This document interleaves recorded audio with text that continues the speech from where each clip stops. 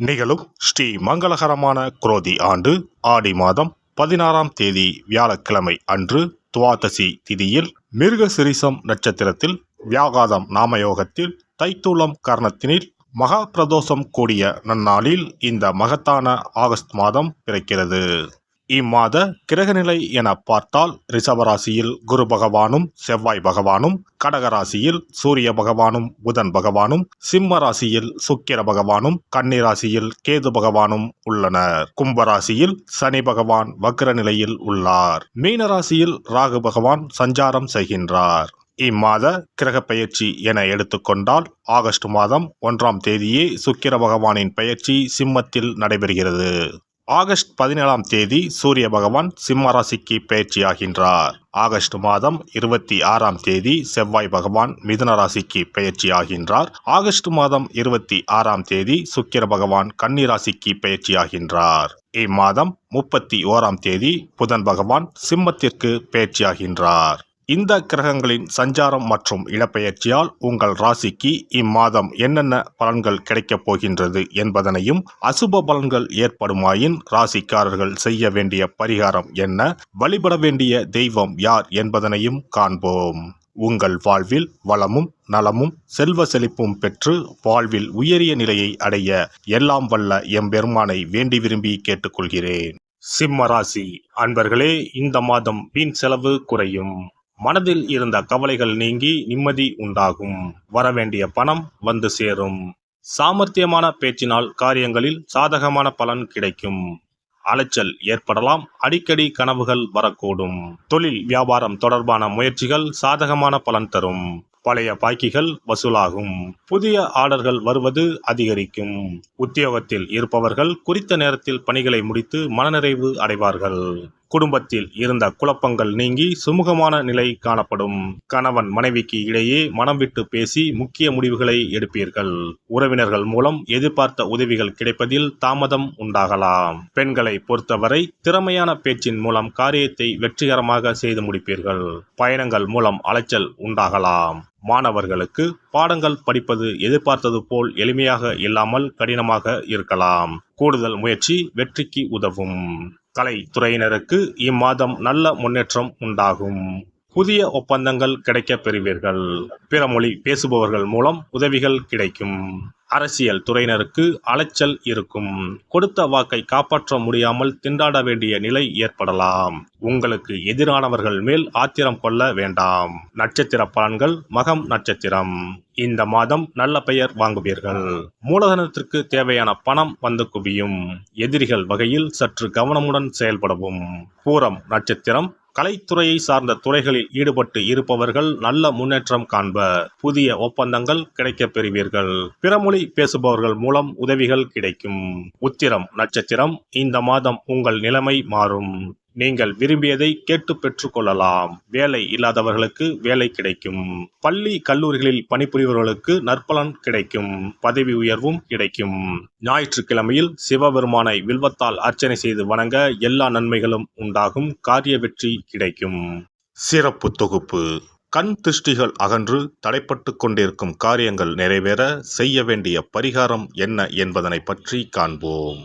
வாழ்க்கையில் நல்ல நிலையில் இருந்தவர்கள் கூட திடீரென்று பொருளாதாரம் இழந்து மன கஷ்டங்களுடன் வாழும் நிலை ஏற்படும்.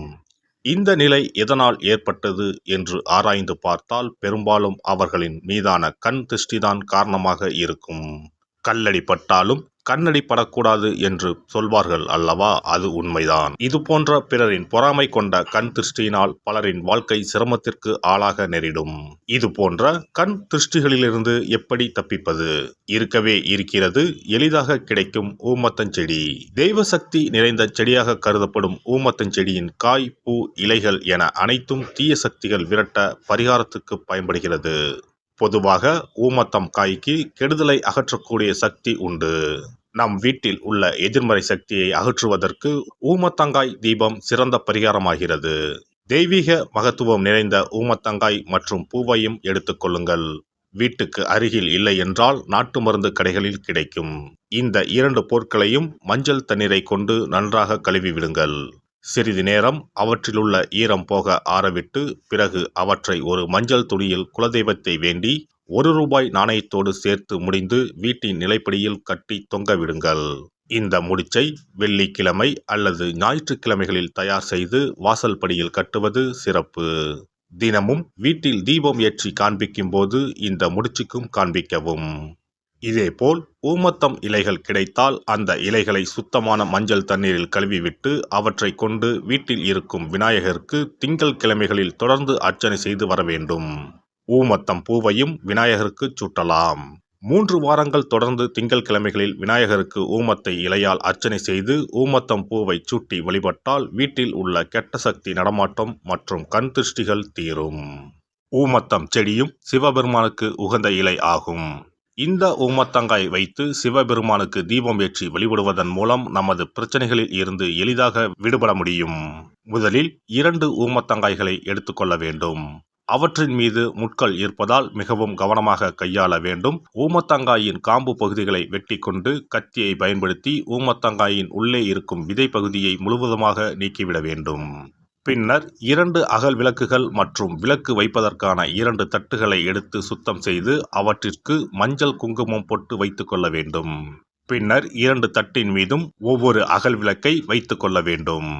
அதன் பிறகு எப்போதும் பூஜை செய்வதற்கு வைப்பது போன்ற வெத்தலைப்பாக்கு, பழம் போன்றவற்றை வைத்துவிட்டு 2 விளக்குகளையும் ஏற்றி சிவபெருமானை மனதார வேண்டிக் கொள்ள வேண்டும்.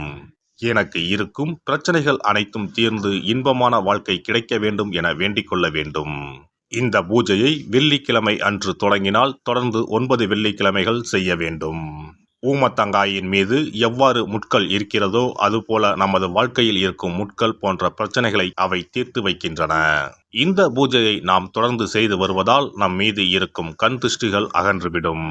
தீராத துயரங்கள் தீர்ந்துவிடும். பணம் நகை நம்மிடம் பெருகி வரும். சிலருக்கு கையில் சுத்தமாக பணம் இருக்காது. வறுமை தாண்டவமாடும். கடன் தொல்லையால் கஷ்டப்படுவார்கள். பண பிரச்சனையில் சிக்கி கொண்டிருப்பவர்கள் இந்த தீபத்தை ஏற்றினால் 3 வாரங்களில் நல்ல பலனை பெற முடியும். தொழிலில் நல்ல முன்னேற்றம் இருக்கும். கடன் பிரச்சனைகள் தீரும். உறவினர்களிடையே பகைமை இருந்தால் அவையும் மறைந்துவிடும். நோய்வாய் உள்ளவர்கள் இந்த தீபத்தை ஏற்றுவதன் மூலம் நல்ல பலனை பெற முடியும். பொதுவாகவே எந்த பரிகாரம் என்றாலும் அதை முழு நம்பிக்கையுடன் செய்தால் மட்டுமே முழு பலன் கிடைக்கும் என்பதை நினைவில் கொள்ளுங்கள். எல்லாம் வல்ல இறையருளால் நீங்களும் உங்கள் அன்பு குடும்பமும் உடல் நலம், நீலாயுள், நிறை செல்வம், உயர் புகழ், மெய்ஞானம் ஓங்கி வாழ்க வளமுடன். இந்த வீடியோ பதிவு உங்களுக்கு பிடித்திருந்தால் லைக் பண்ணுங்க, கமெண்ட் பண்ணுங்க, ஷேர் பண்ணுங்க. மறக்காம சப்ஸ்கிரைப் பண்ணுங்க. பக்கத்துல இருக்கிற பெல் பட்டனை கிளிக் பண்ணுங்க. நன்றி, வணக்கம். ஓம் நமச்சிவாய. சிவாய நம.